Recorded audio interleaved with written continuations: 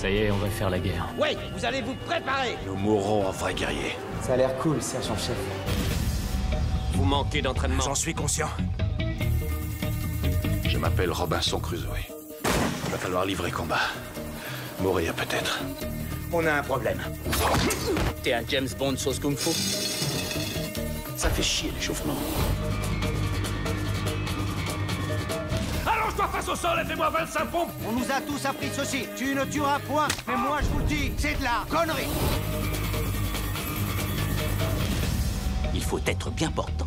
À vous, le rôle du héros. Ils sont tous présents? 300. On est avec vous, grand roi. Aujourd'hui, aucun Spartiate ne meurt! Arrêtons-nous là. Vous êtes épuisés. En avril, petit programme de remise en forme sur Action.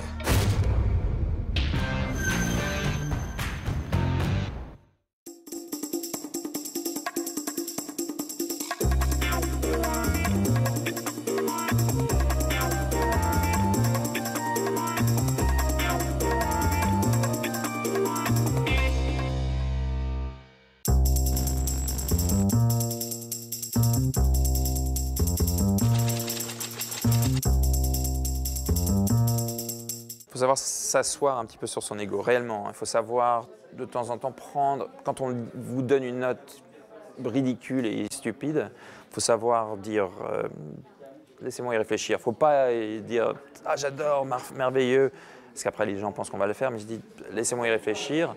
Et 3 mois après, on peut l'avoir essayé au montage, etc., ou à l'écriture, et dire que ça ne marche pas. Mais les gens veulent apporter leur petit grain de sel et veulent savoir, parce que c'est un travail d'équipe, l'équipe de production, l'équipe de studio, etc. Non, il y a un seul truc qui est une constante, sur tous les films que j'ai faits en tout cas, c'est qu'on vous engage pour quelque chose, c'est-à-dire qu'en tant que réalisateur, vous pitchez votre univers, vous vendez ce que vous voulez faire réellement aux producteurs ou au studio. Voilà, c'est ma vision du film. Et il y a un moment, 2 mois, 3 mois, en milieu de la préparation ou pendant le tournage, où on vous demande de faire exactement l'inverse de ce pourquoi vous avez été engagé.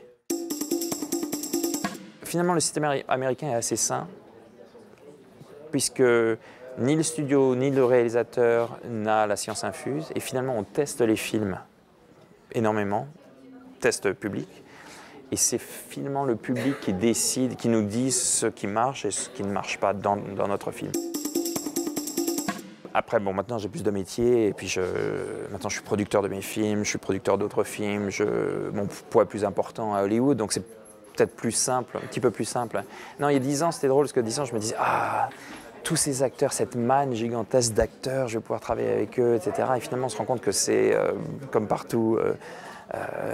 Il y a 1 ou 2, 3 personnes qui est bonne pour le film, et si ces personnes ne sont pas libres ou disent non, voilà, c'est très compliqué de faire le film. Pendant les 10 ans où j'ai travaillé aux États-Unis, où j'ai vécu à Los Angeles, le cinéma a complètement changé. C'est-à-dire que ça a fait une pirouette. Vraiment, on a fait un 180 degrés. Maintenant, la télé, le cinéma guidait la télé. Maintenant, la télé guide le cinéma. La télé n'existe plus. Le cinéma n'existe plus vraiment. Enfin, les codes ont été cassés. Ce qui rend mon travail plutôt agréable, en fait, parce que j'ai plus de formats pour raconter des histoires. Parce que avant, on avait 1 ou 2 formats. C'était soit un cinéma, soit peut-être une série. Enfin, en tant que réalisateur de cinéma, on pouvait faire peut-être un pilote. Puis ensuite, les pilotes étaient changés et devenaient des séries qui marchaient pas. Mais maintenant, grâce à Netflix, grâce à Amazon, etc., on peut vraiment faire. C'est toujours du cinéma, mais c'est du cinéma découpé avec des cliffhangers, des choses découpées différemment. Et je trouve ça très agréable.